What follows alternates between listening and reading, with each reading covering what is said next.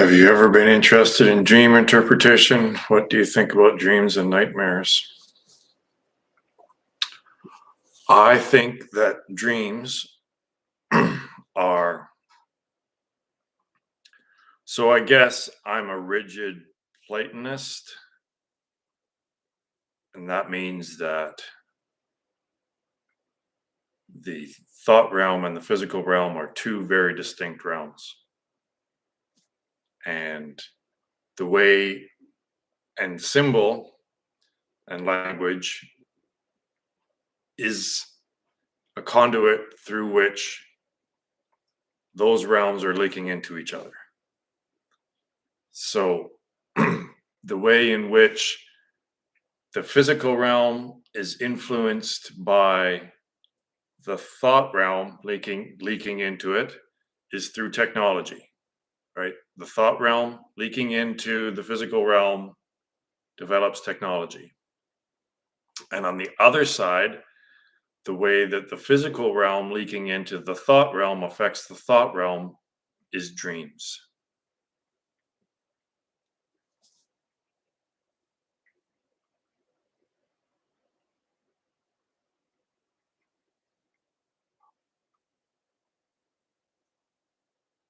But interpreting them, I don't know. It's just like any other experience. You just kind of ignore it.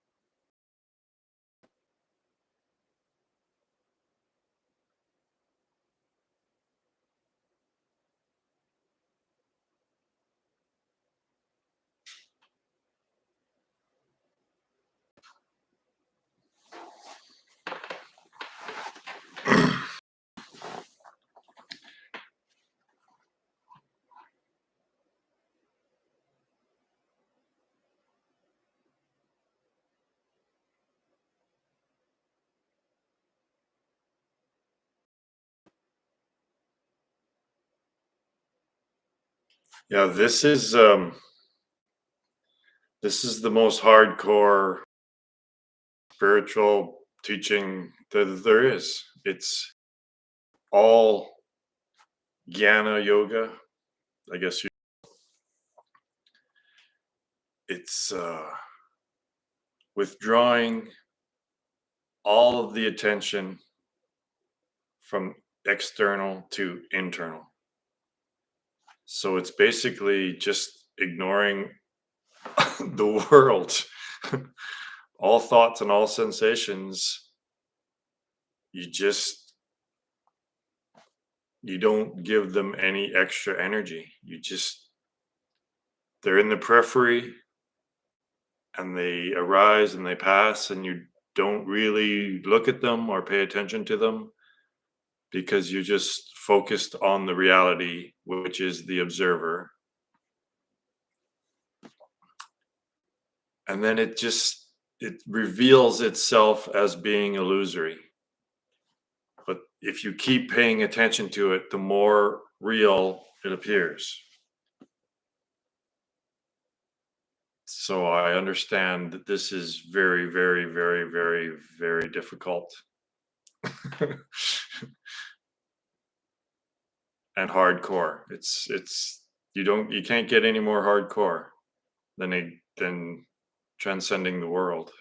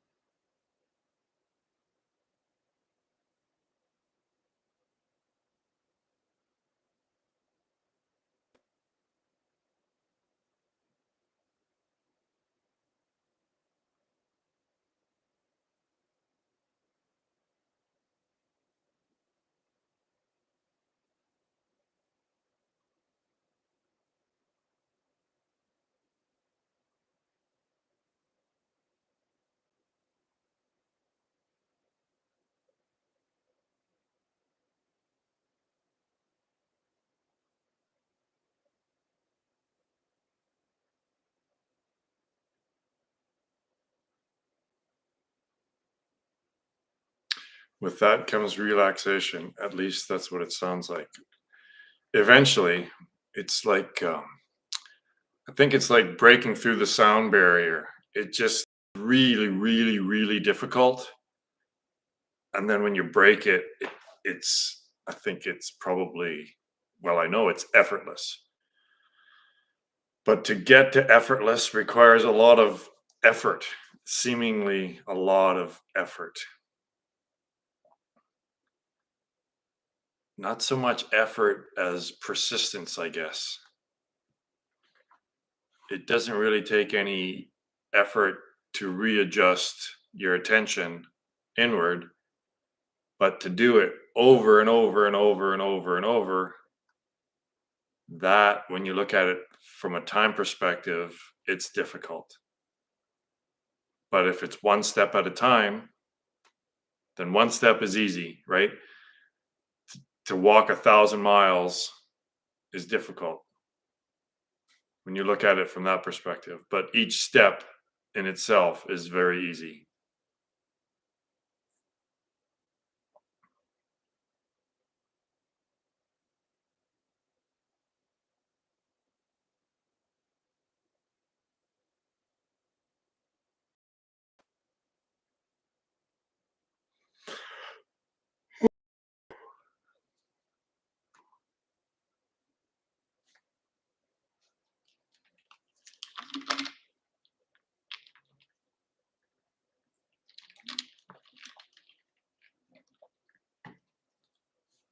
And what makes it even harder is that no one around you is doing it, right? Everyone else is outwardly focused and focused on being more outwardly focused, right? Always searching for more thoughts or sensations, always outwardly focused. And when you're the only one around you that's inwardly focused, then yeah, it can be lonely and difficult.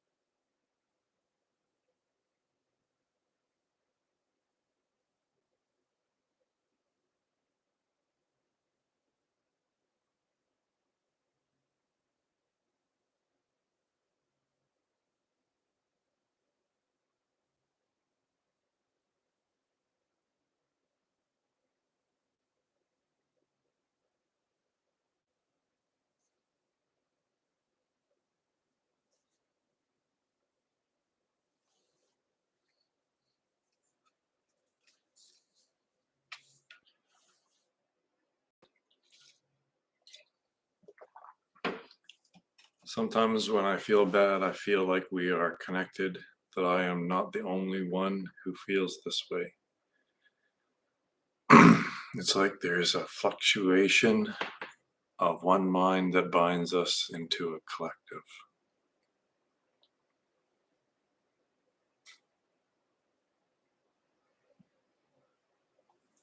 Yeah, the mind is a collective.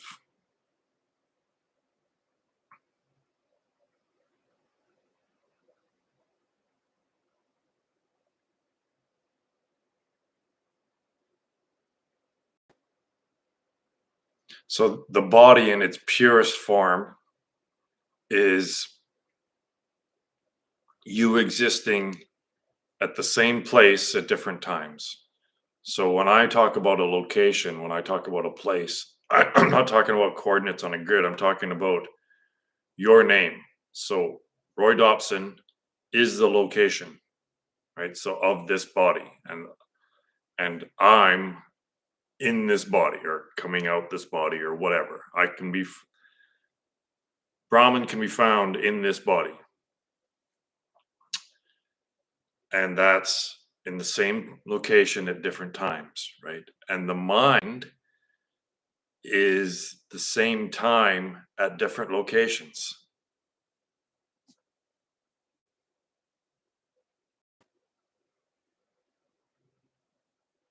So that's why you can have thoughts anywhere.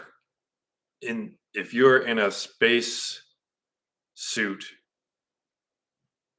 in outer space, you can have thoughts, right? You can have the same thoughts that someone else on earth is having at the same time. So the mind is everywhere at once, and the body is one place all the time. So one place all the times in one place. That's body mind. And that's what the wave function and quantum mechanics is expressing. It's expressing how Brahman is everywhere at the same time as mind.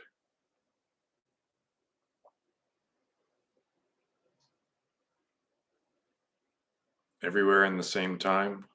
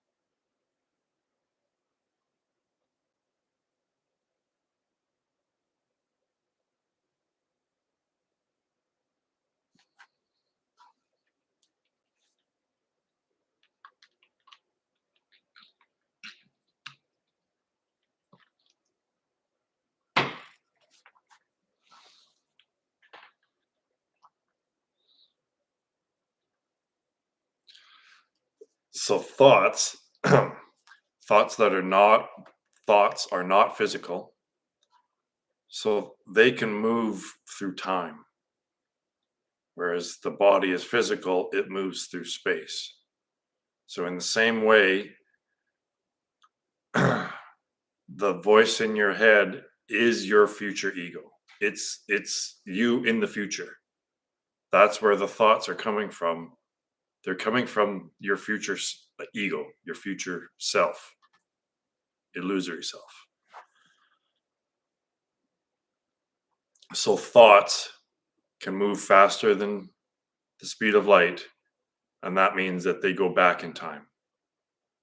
So your thoughts, everyone's thoughts, are coming from the future.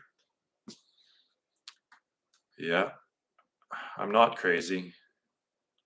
And I have no evidence to back it up. I don't have a machine that can tell that thoughts are coming from the future. But everything that you look at around you is technically the past, right? It takes light a certain amount of time to get from there to here, no matter where there is. So everything that you look at, everything that you experience in the physical realm is technically the past. So that means that everything that you think and everything that is non physical that you experience is the future. And the self is the presence. So you are always the presence upon which all of this is occurring.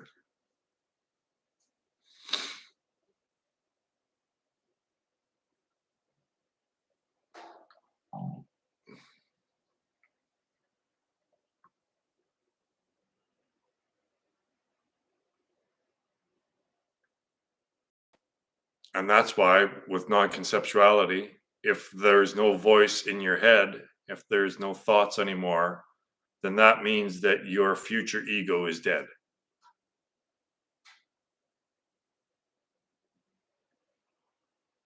And that means that you won't be, another world will not arise in your consciousness because your ego is dead. There's no more future life to experience. So that is moksha, nirvana, all that stuff. It's the end of the ego. And you can be sure that your ego is has ended when there's no more voice in your head.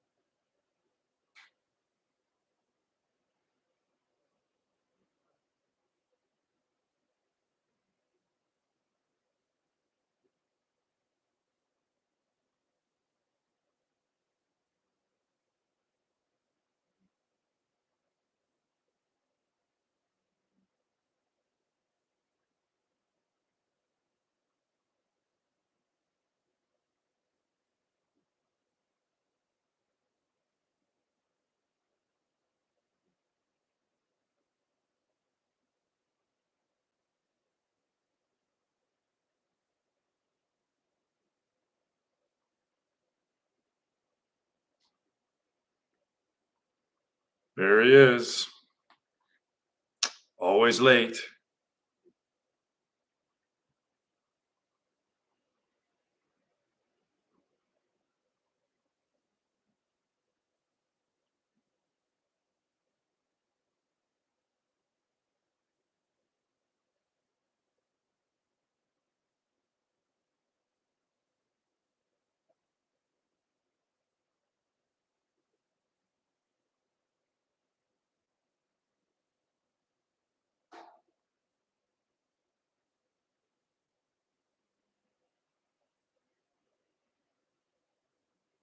I just finished. I just fin- I just finished explaining everything, so you'll have to rewatch it.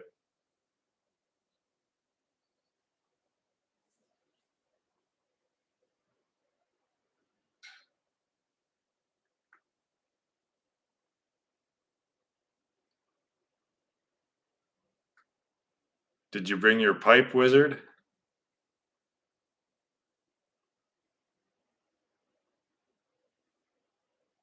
and your pointy hat?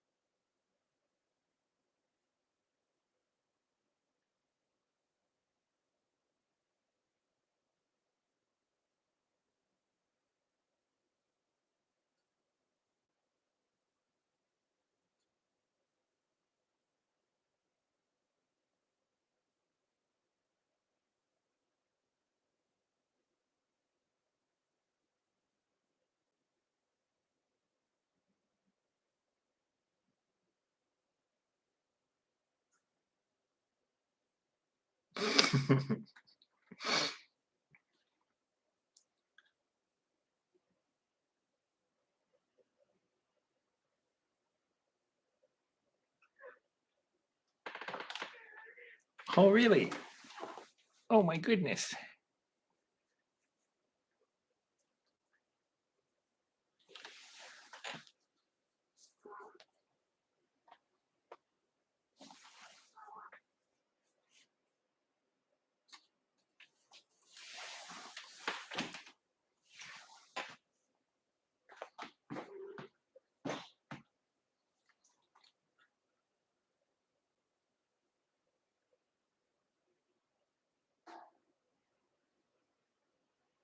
That's right.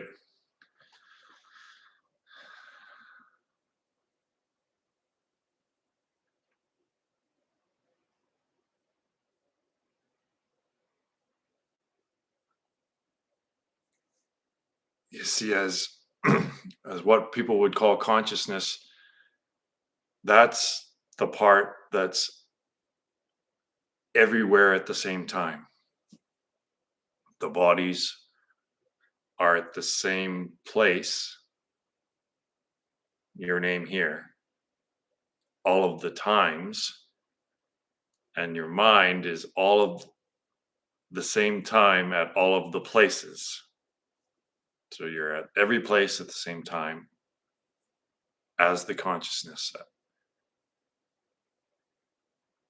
And you can, if we're all sitting here in thought free awareness, then that is a way that you can, at least as a thought experiment, see how it's all the same mind, it's all the same consciousness. There's there there can be perceived differentiation when you're having thoughts and I'm having thoughts, right? Because those will inevitably be different thoughts. But if there's no thoughts there and it's just consciousness, then you can imagine, you can see how that's the same consciousness coming through those eyes as coming through these eyes.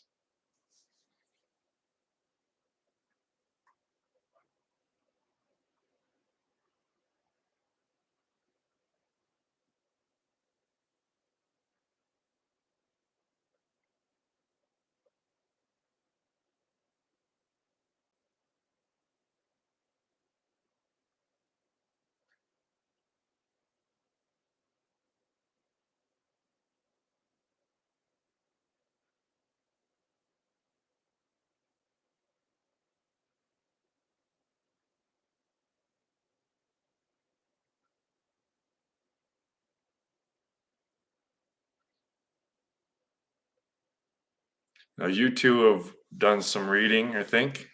And have you ever heard anyone say that thoughts are from the future? Like thoughts are non physical, therefore they can move faster than the speed of light, therefore they can be from the future. I've never heard anyone say that. And in the present, everything, mind, body is, yeah, as the singularity, which is Brahman, which is your true self, is that frame of reference upon which all that appears, right? The body appears at the same place at different times, and the mind appears at different. It's difficult to describe the mind because it's all the places at the same time. But the Brahman, the observer of that, the frame of reference upon which those two appearances appear, that's the reality.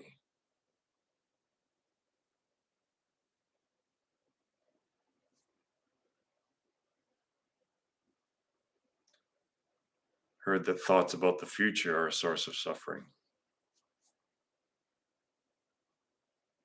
But yeah, what I'm saying is that thoughts are the future. The thoughts are coming from the future. That's why we can't detect the source in this realm because everything in this realm is from the past, right? So this realm, past, thought realm, future, Brahman, real self, the singularity.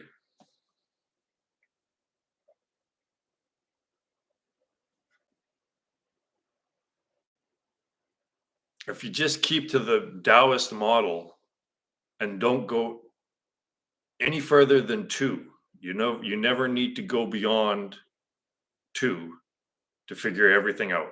It's just holographic expression that will just appear the same everywhere you look at it. You take a little chunk out here, it's the triune system.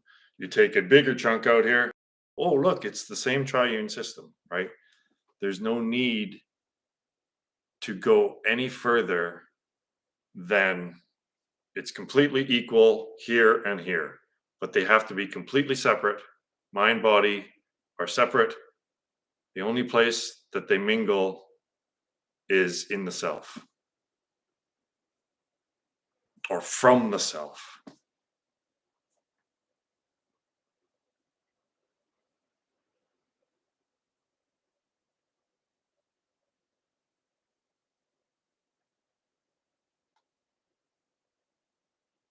But it's not just thoughts about the future that cause suffering. It's everything that draws your attention away from Brahman, from the self.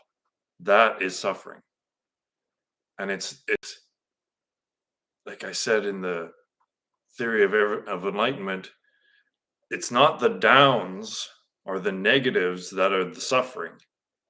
It's the inability to recognize the entire process as being fundamentally unsubstantial. That's the suffering. Taking the video game to be true and real and substantial and fulfilling when it's not, that's the suffering.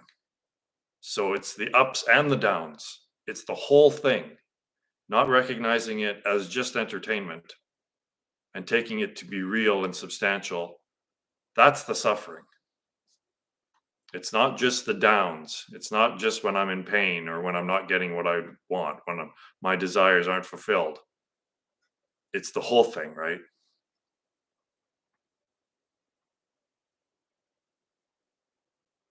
It's the ignorance of not knowing this as, not experiencing this as unsubstantial.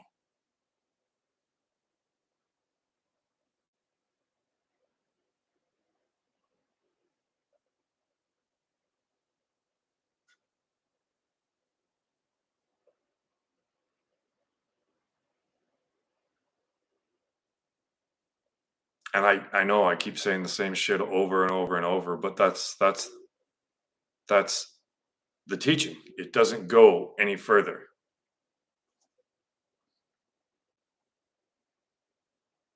because then you just get into blah blah blah blah blah, and then it becomes a religion.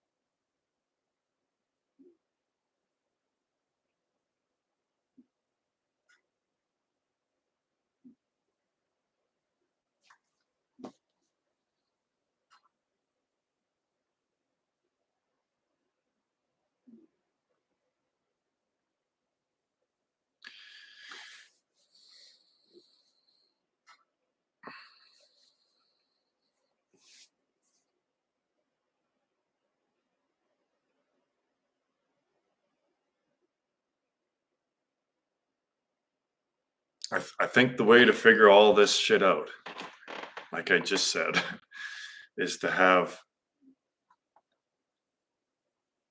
acknowledge that there is duality, the appearance of duality, but those two appearances need to be distinct. Mind is not body, body is not mind. They're distinct and sharply separated. And you don't go beyond that. So you have to remain limited. You can't go on into infinity because, like I said, it's just a fractal of a fractal of a fractal of a fractal or a hologram the whole way. So don't go beyond two, but make sure that those two are distinct.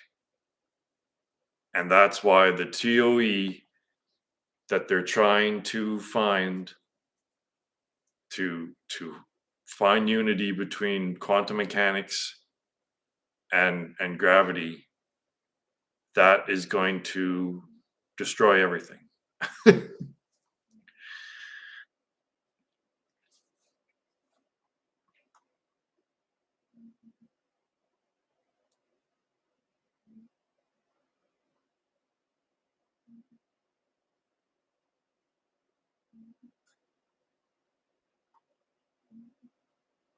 So again, and Taoism, right? Everything's equal. So if the arrow of time is moving this way here in this observable universe, then it must be going equally the opposite way somehow, right? So that's the thoughts. The mind realm is the arrow of time pointing the opposite direction. So that's where the thoughts are coming from. They're coming from our future self. So it's not a different location in space, it's a different location in time. Well, there's Paige.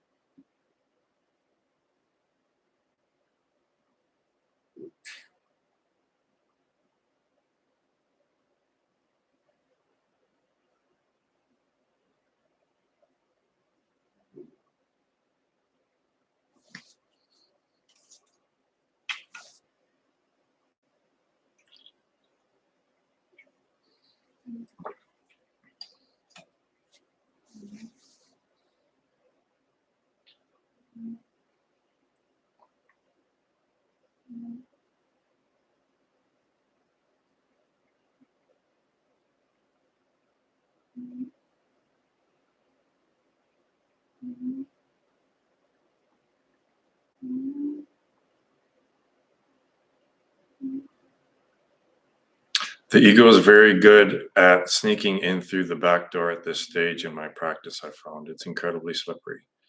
Maya knows what you're attracted to,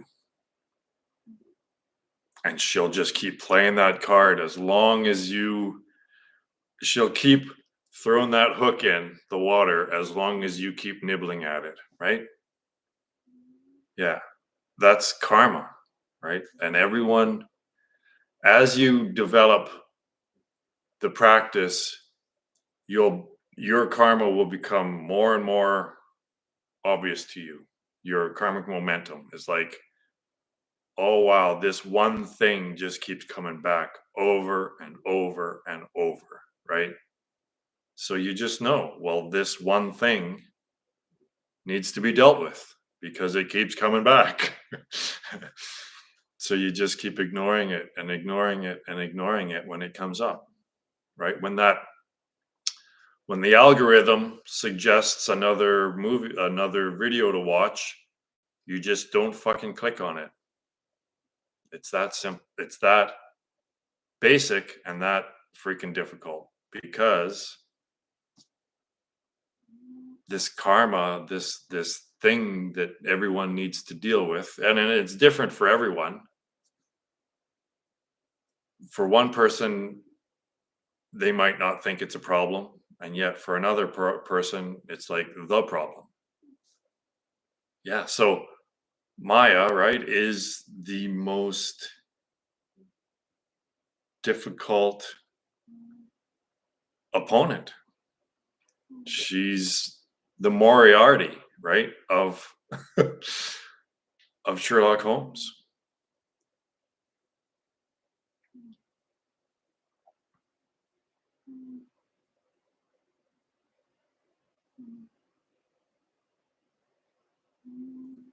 My ego attaches to my theory of everything, which says that ego. Yeah, exactly right.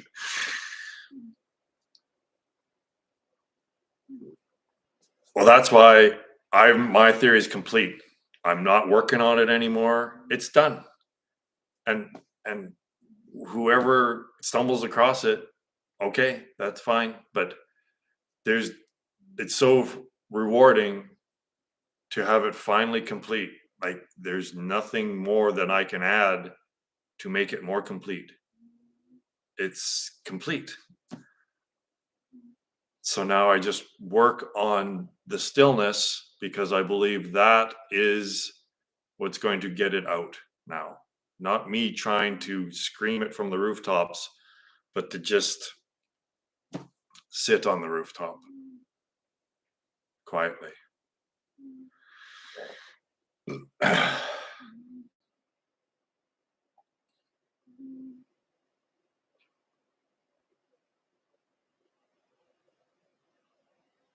And this is what scientists don't understand is that it's all metaphor. So eventually you have to pick the metaphor that works for you, the final metaphor where you realize this thought thing isn't going to do it, right? So whatever system of thought brings you to the conclusion that thought isn't to ever conclude the questing, then that's when you go into practice.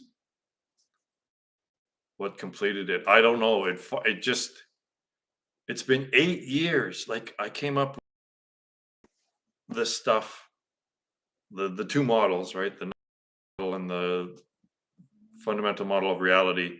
It's been about 8 years since it was in its first original conception. And it just matured and matured and matured, and more it became more expressed to me. And now it's finally there's nothing more I can do now. It's the last thing was that it was revealed to me that it's a message. And that's it. It's a message from God. It just fucking is. The creator, you, whatever, the future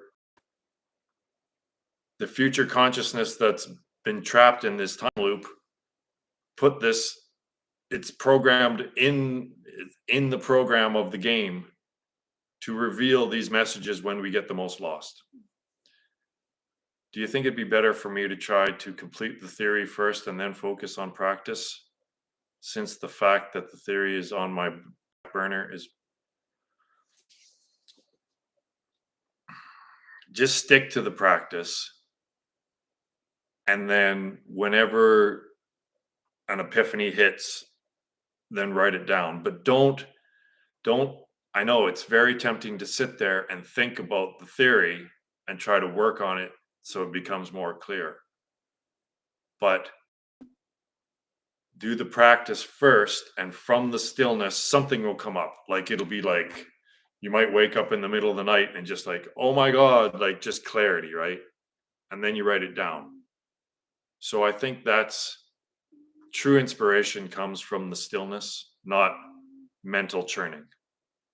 So when you can, just drop the mental churning because nothing really original is going to come out of the churning, I don't think.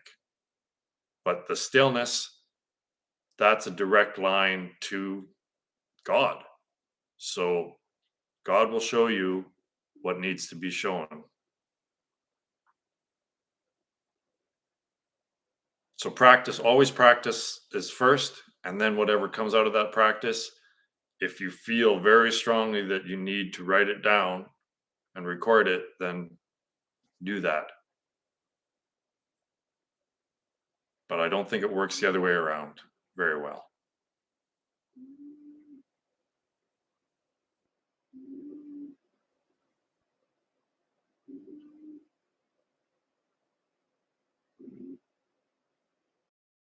I've been fortunate. I've had a sensory deprivation chamber for about 6 years now. And I was downloading some stuff in there quite often. I could like just it's a perfect tool for epiphany. 7 years, says Paige. I'm not so good with numbers. Oh, I don't. It's online. Maybe there's something, but it's a little more difficult than just throwing a bunch of salt in a tub with some water. It's a little more complicated than that. And it's not necessary.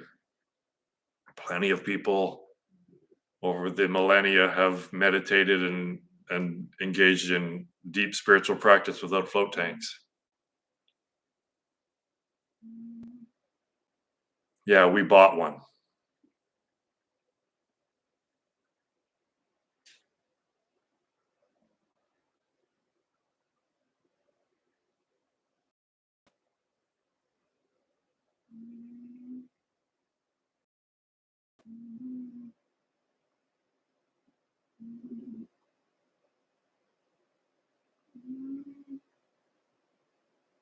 But just laying in bed in a comfy, nice, warm bed with the lights off, that's pretty close.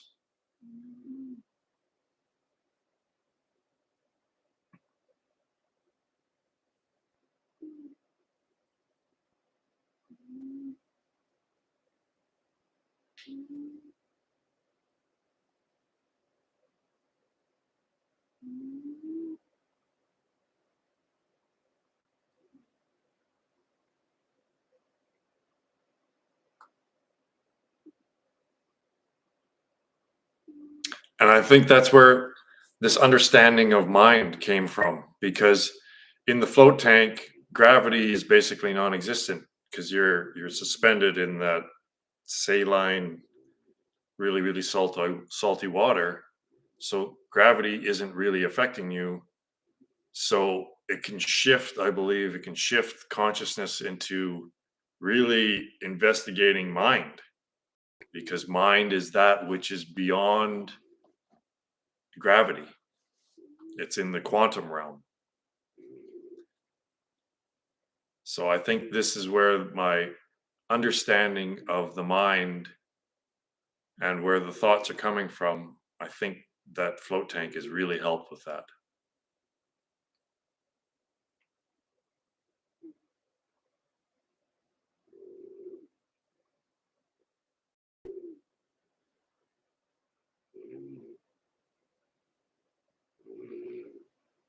There she is.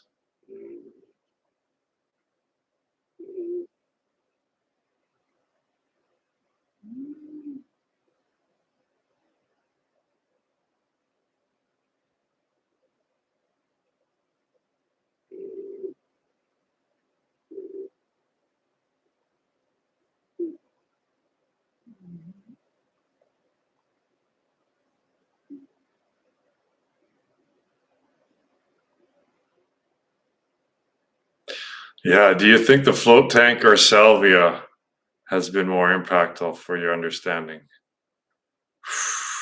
Probably the float tank, but salvia was also just a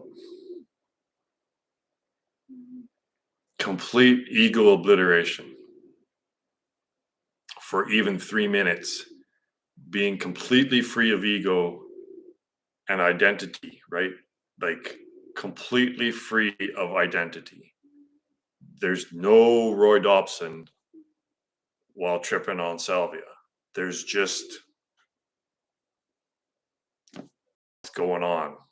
And there's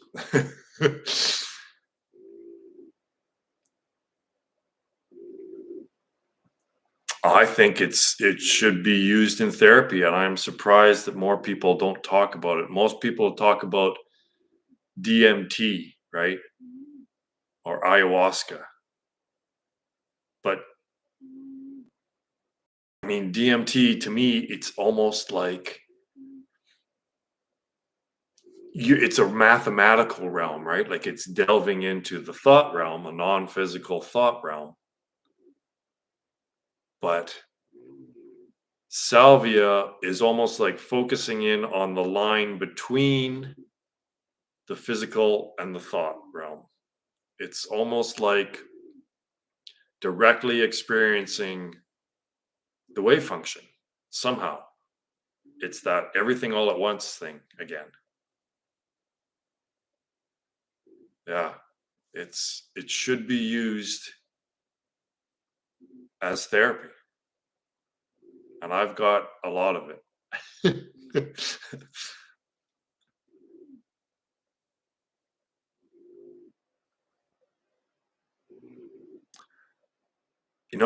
I did think that in the same way that, but I don't do any advertising, right? So I was thinking that the same way that people go to South America to have ayahuasca trips, right? People could come here and I could be their guide for salvia trips. Why can't that be a thing? Why isn't that a thing?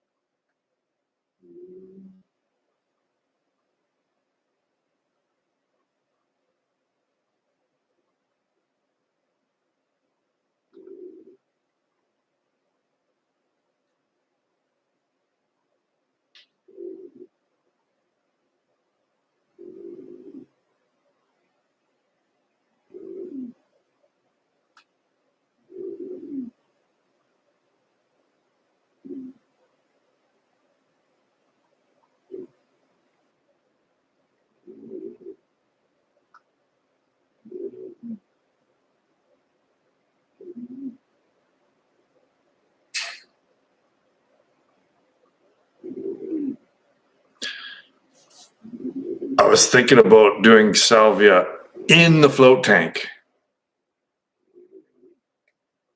I wonder how many psychonauts have actually done that.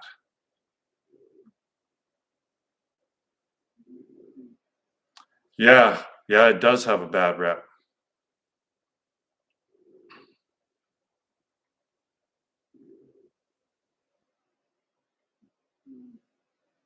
It's it was put on this planet as a spiritual guide. It's not meant as a party drug. It's nothing to do with weed. It has nothing to do with a marijuana high. No, no correlation at all.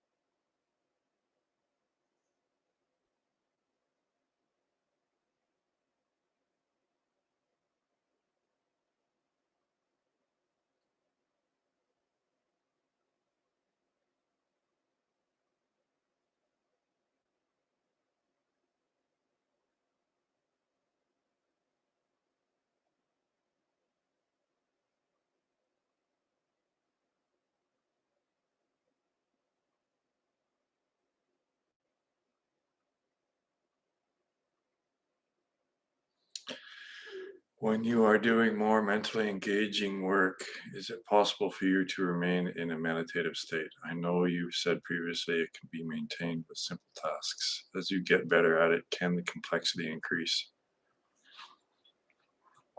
I would assume so. Um,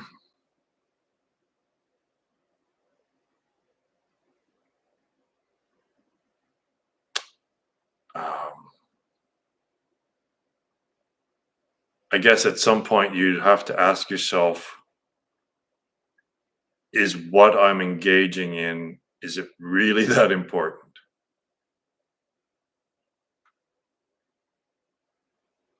Like, unfortunately, most people's jobs require that engagement, probably with the freaking screen, right? Or definitely some sort of thought process going on at work. But most of these jobs are all, they've all been produced through technology and because of Maya, right? It's Maya setting up the system to keep you engaged in Maya.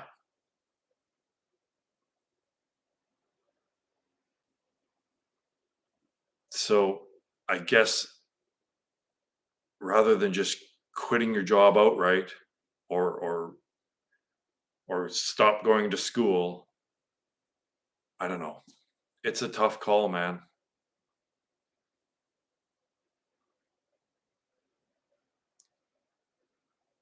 When it comes to all your free time though, this I know is that instead of entertainment, just entertainment, that's the time to practice. When you have free time, when you don't have to engage in those activities that obviously are bringing you out of the bliss, the Sat Chidananda.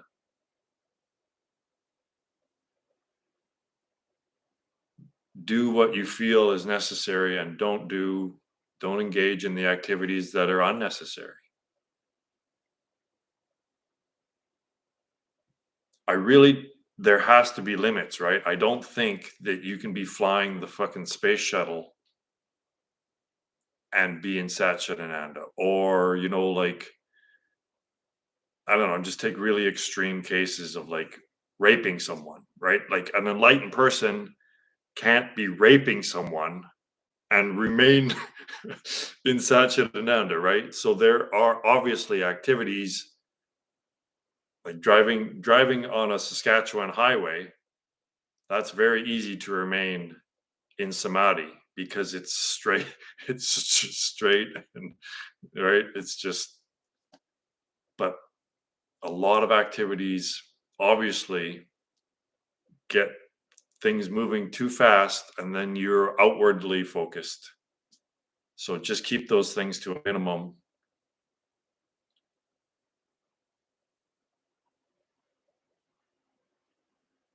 But the deeper you get into that Satchitananda, that thing, that experience that is fulfilling, self-fulfilling, self-sustaining, there's no desire. The desire to do something else goes away because just sitting in bliss is just so freaking great. So like playing a video game, obviously playing a video game, I don't believe there's any way to stay in Satchitananda while you're playing a video game, right? In my opinion. So when you realize that playing a video game is fundamentally unsubstantial and unfulfilling, then the it'll be a natural choice. Your natural preference will be to just sit and meditate, right?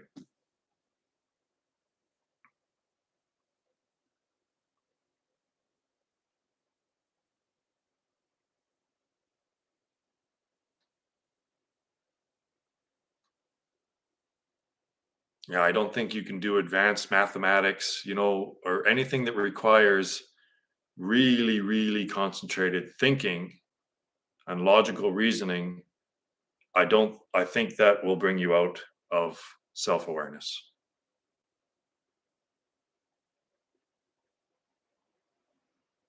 And this is why if we would have just kept on the natural path of evolution and not developed into thought and technology, then I think this would have been a lot easier, right? It's a lot easier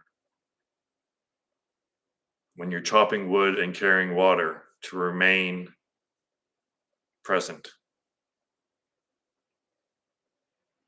It's more of a necessity for income. Yeah, exactly, right? Well, do what you feel is necessary, engage in that until you don't have to anymore.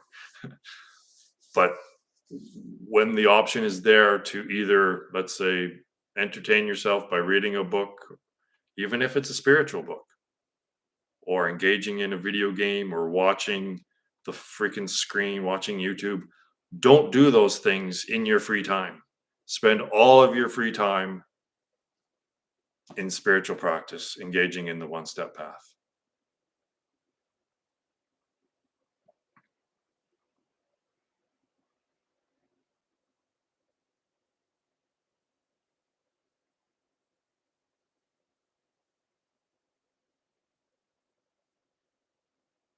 If you simply just engage in the practice to the best of your ability, the universe will take over. It knows what you need. And just, it's a dance, right? But you have to let the universe lead in this dance. And if you're acting on the I thought all the time, then you're trying to lead the dance. And obviously, the universe is the one that should lead.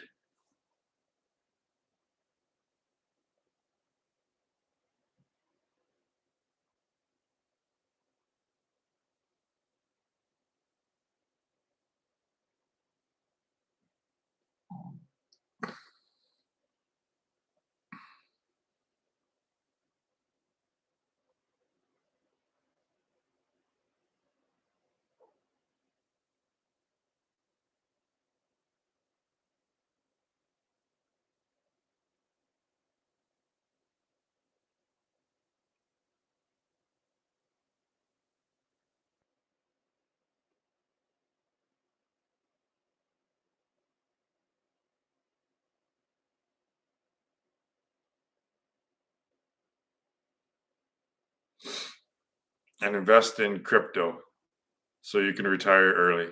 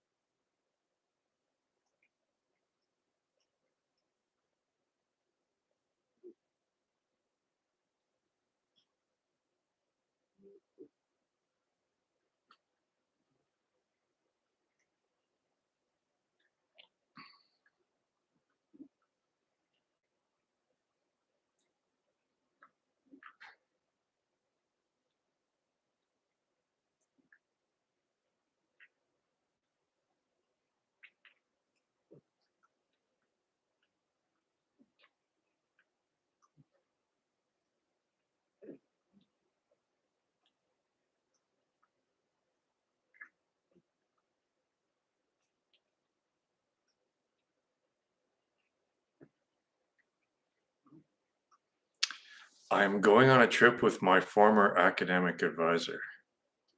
Do you think I should tell him about my theory, or would that be academic suicide? Well, what's this person like? Are they open minded? Are they even a little bit spiritual?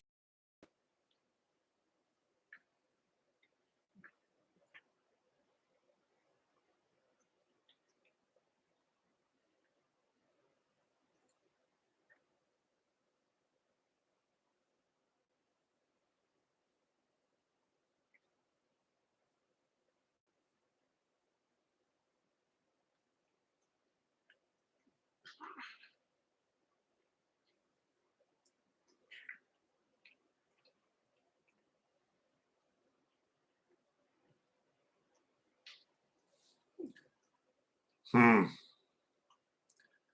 Yeah. How do you approach it from a cosmological perspective?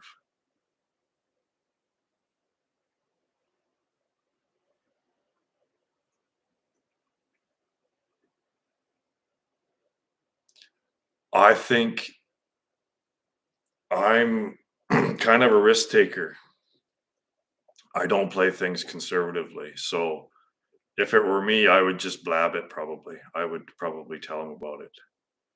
Like, everyone, scientists don't even know what they're looking for. Like, they why are they searching? What are they investigating this for? Like, what is an astronomer looking for?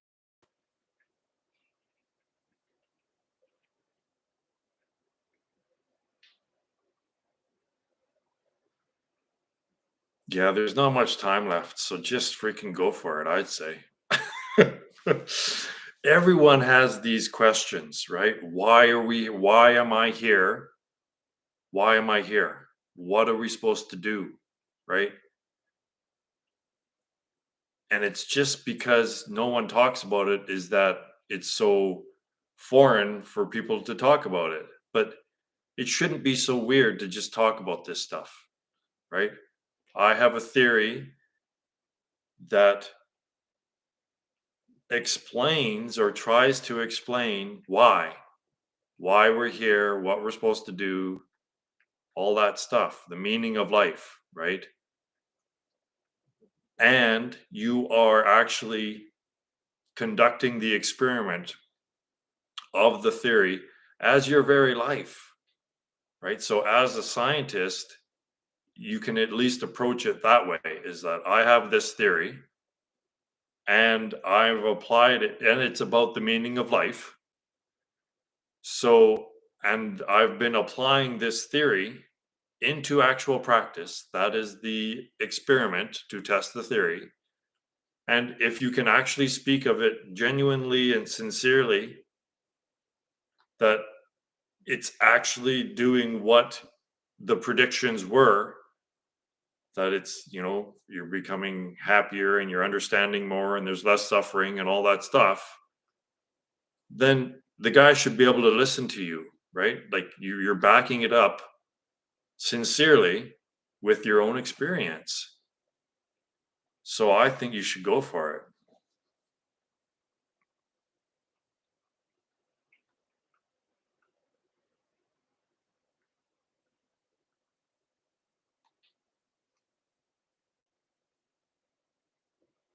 Like, this is genius doesn't follow the rules.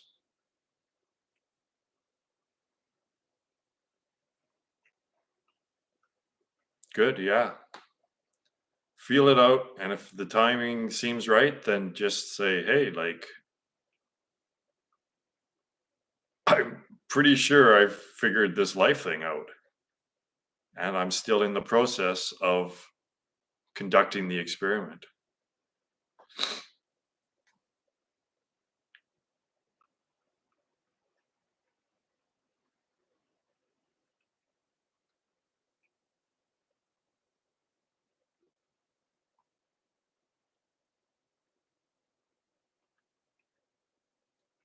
I still feel that this non-conceptuality theory of enlightenment thing is still gonna hit sometime. Somehow it's gonna get to the general public and become a thing. Like, not a religion. Let's not call it a religion, but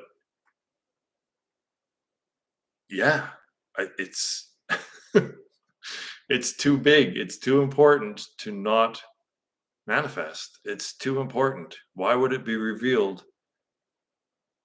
and then just not go anywhere? It doesn't make sense.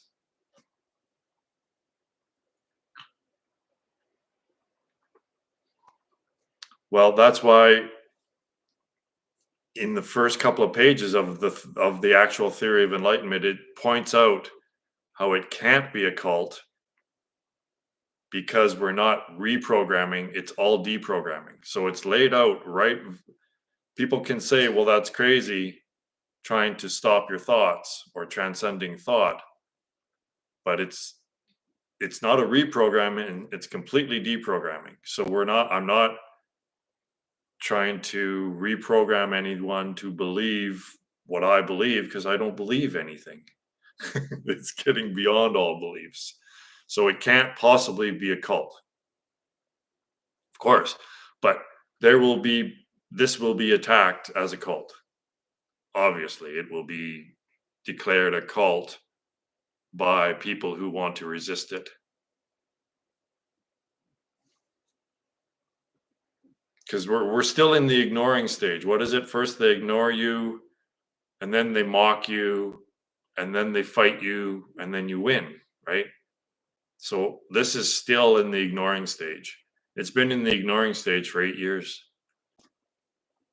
But now that there's a handful of people talking about it and it's in their consciousness, in our consciousness, I would imagine it's going to start being paid attention to, and then the mocking, and then the attacking. Bring it.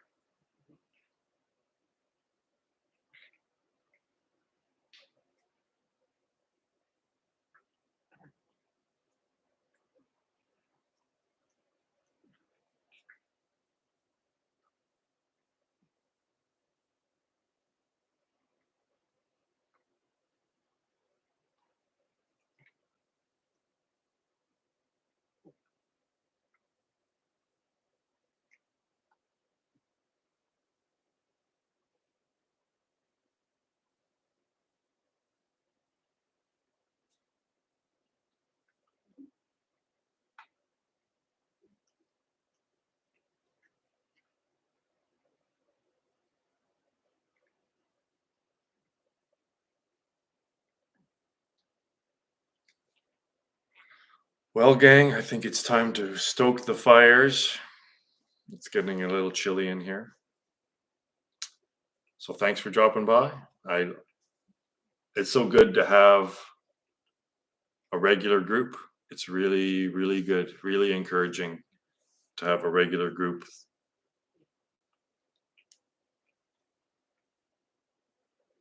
So we'll see you next weekend.